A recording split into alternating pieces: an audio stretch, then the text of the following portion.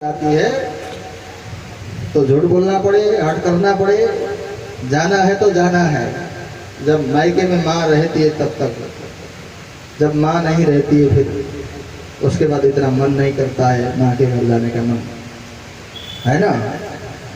आज हरिताली का तीज है। इसी दिन माता पार्वती ने महादेव को प्रसन्न किया था, इसी व्रत से, हरिताली का तीज व्रत से। इस व्रत का बड़ा महत्व है। माता पार्वती से महादेव प्रसन्न हुए थे, प्रसन्न भी वही आ रहा है। और महादेव सोचने लगे अब सती यहाँ भी मरने वाली, वहाँ भी मरने वाली, अब तो रहने वाली नहीं है। फिर भी कुछ गणों के साथ, राजसी ठाड़ बाड़ के साथ उनको भेज दिया। सती माता प्रस्थान करती है, दक्ष प्रजापति के यज्ञ में देखती है महादेव का कहीं भी स्थान नहीं है। पहले सिंहासन लगा करते थे देवी देवताओं के, कहीं सिंहासन नहीं है महादेव का, कहीं भाग नहीं है। सभी देवताओं को फटकार लगाती है। दक्ष प्रजापति देखता है, ए सती तुम क्यों आ गई, कैसे आई? तुमको मैं बुलाता, लेकिन तुमको बुलाता तो तुम्हारा लोग महादेव भी आ जाता, इसलिए मैंने तुमको नहीं बुलाया। फिर भी तुम आ गई, चलो तुम आ गई ठीक है, लेकिन तेरा महादेव नहीं आना चाहिए। और बहन लोग भी आती है, सती सती कहाँ रहते हैं जीजा जी? मसान में ही रहते हैं कि कहीं मकान बनाए हैं? इस प्रकार से बहनें भी मजाक उड़ाती है सती माता का। सती माता रोने लगती है, अश्रु बहाने लगती है। लेकिन माँ का दिल होता है। माँ प्रसूति अंकमाल करती, बेटी मैं क्या करूं, मैं कुछ नहीं कर सकती, तुम्हारे बाप को मैं समझा नहीं सकती, कहना नहीं मानते हैं, अपने आप नहीं जानते हैं, उनमें दो ही कमियां हैं, वो मानते नहीं है, कैसे समझाऊं? सती माता रोने लगी। प्रसूति माता ने गले में लगाया। सती माता ने सभी देवताओं को फटकार लगाया, हे देवताओं, किम मां शिवा किम शिवम न विदुस्तुदन्ने ब्रह्मादय स्तम बकीर जता श्मशाने तन्माल्य भस्म नृकपाल्य वसत पिशाचे हे मूर्ध विद्युत चरणावशिष्टम। जिन महादेव के सिर से निकली हुई गंगा हिमालय से लेकर के समुद्र पर्यंत त्रिभुवन पवित्र करने वाली जो गंगा निकलती है, उन महादेव के बिना क्या तुम लोगों का यज्ञ संपन्न होगा? तुम सब श्रीहीन बन जाओगे, अस्तित्वहीन बन जाओगे, ऐश्वर्यहीन बन जाओगे। हे ऋषियों, हे देवताओं, इस प्रकार से श्राप दिया। और यज्ञशाला के सन्निकट योग अग्नि के द्वारा भगवान श्री राम को प्रणाम किया। भगवान श्री राम से माफी मांगी, प्रभु मैंने आपका अपमान किया, आपके प्रति मैंने शंका किया, और जब मैं जहाँ जाना पड़े, जितने जन्म लेने पड़े, मैं पुनः पुनः महादेव को प्राप्त कर सकूं। हे राम, मेरे ऊपर कृपा करना, हे महादेव मुझे क्षमा करना, मैं इस शरीर को रख नहीं सकती, क्योंकि यह शिवद्रोही दक्ष प्रजापति के खून से बना हुआ शरीर है। मैं शिवद्रोही से बने हुए शरीर को अब रख नहीं सकती, इसलिए अपने शरीर को यहीं त्याग देती हूँ। अस कहीं योग अग्नि तनु जारा भयं सकल मख हाहाकारा। अस कहीं योग अग्नि तनु जारा भयं सकल मख हाहाकारा। शिवगणों ने आक्रमण किया है। भृगु ऋषि ने अपने दाढ़ी उखाड़ करके दाढ़ी से ऋगु नाम के गण प्रकट किए हैं, युद्ध हुआ है। और शिवगण थोड़े कम थे, इसलिए परास्त हुए हैं, कैलाश चले गए हैं। देवर्षि नारद भी कैलाश पहुंचे हैं, नंदीश्वर भी कैलाश पहुंचे हैं। प्रभु अनर्थ हुआ, प्रभु अनर्थ हुआ। क्या हुआ? हे नंदी क्या हुआ? नारद जी क्या हुआ? क्या बात है? महादेव ऐसे बोल रहे जैसे कुछ नहीं जानते हैं, कुछ पता नहीं है। प्रभु मां सती ने अपने शरीर को त्याग दिया, दक्ष प्रजापति के अपमान को सहन कर नहीं सका। आपका बड़ा अपमान हुआ, इसलिए आपके अपमान को सहन कर नहीं सका, तो सती माता ने शरीर को त्याग दिया।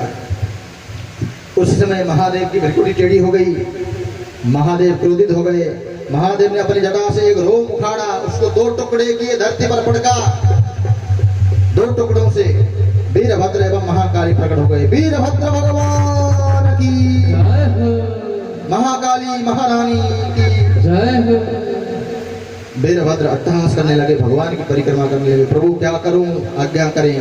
7 समुद्र को पीकर सुखा दूं, धरती को कच्चे मिट्टी के बर्तन जैसे फोड़ करके समुद्र में डुबा दूं, देव गंधर्व असुर किन्नर किसी को बांध करके आपके चरणों में रख दूं। क्या करूं, हिमालय पहाड़ को फोड़ करके मैदान बना दूं, क्या करूं, आदेश करे प्रभु। महादेव ने कहा, जाओ दक्ष प्रजापति के यज्ञ को भंग करो, यज्ञ को विध्वंस करो। वीरभद्र महाकाली अपने अनेक गणों के सामने हुंकार करते हुए दक्ष प्रजापति के यज्ञ की ओर प्रस्थान करते हैं। दक्ष प्रजापति के सिर को वीरभद्र ने हवन कुंड में आहुति कर दिया, सिर काट करके। भृगु ऋषि की दाढ़ी निकाल दी, कुशा नाम के प्रजापति के दांत निकाल दिए, भग नाम के प्रजापति का आंख निकाल दी। इस प्रकार से भगवान नारायण को भी वीरभद्र ने एक मुट्ठी लगाया, भगवान नारायण भी मूर्छित हो गए। और भगवान नारायण भी शिव लीला को, महादेव की लीला को, महादेव की शक्ति को प्रणाम करते हुए, पंगा नहीं लेना ठीक नहीं है, वे महादेव की लीला है, इसलिए भगवान नारायण बैकुंठ चले गए, ब्रह्मा जी भी अपने लोग चले गए। इस प्रकार से यह यज्ञ भंग हुआ। कुछ काल व्यतीत हुआ। जब तक यज्ञ संपन्न नहीं होगा तब तक हमारा ऐश्वर्य यश वापस नहीं आएगा। इसके लिए क्या करें, सब सलाह करने लगे। तब भगवान नारायण कहते हैं, यदि महादेव आशुतोष हैं, महादेव प्रसन्न हो जाएं तो फिर यज्ञ संपन्न हो सकता है। तब सभी देवता महादेव के पास कैलाश गए और महादेव को मनाने लगे, गाने लगे, स्तुति करने लगे।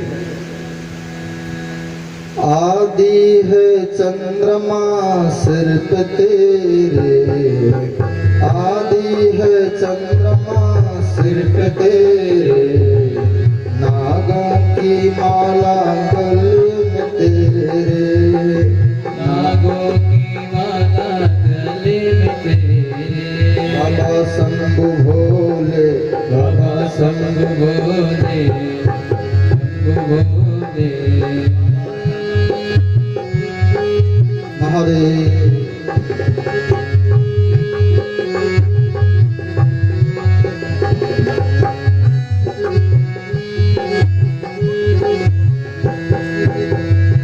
सब तालियां बजाएं। शंकर भगवान की।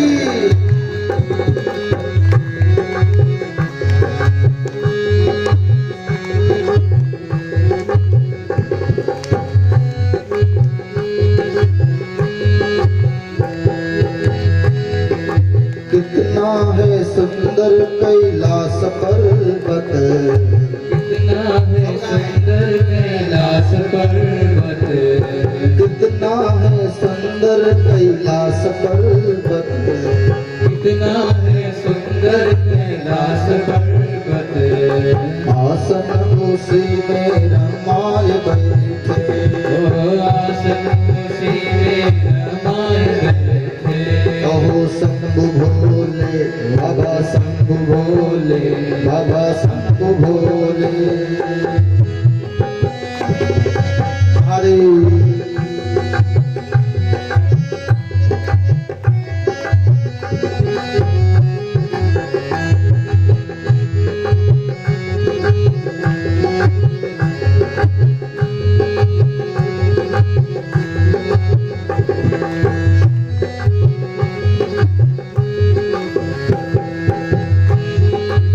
कितनी है सुंदरता ब्रह्मशाला, कितनी है